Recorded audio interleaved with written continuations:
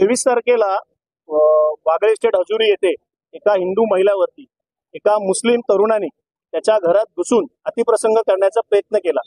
त्या महिलांनी विरोध केला म्हणून ती वाचली, त्याने ओरडा केला म्हणून ती वाचली। त्याच्यानंतर तिने आश्रयासाठी आपल्या हजुरी येथे मंदिरात आश्रय घेतला त्या महिलांनी, का त्याला सुरक्षित वाटावं।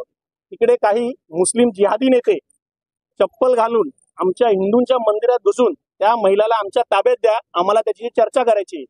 150 ते 200 मुलं, मुस्लिम मुलं हे आमच्या हिंदूंच्या मंदिरात घुसून त्या महिलाची मागणी करत होते।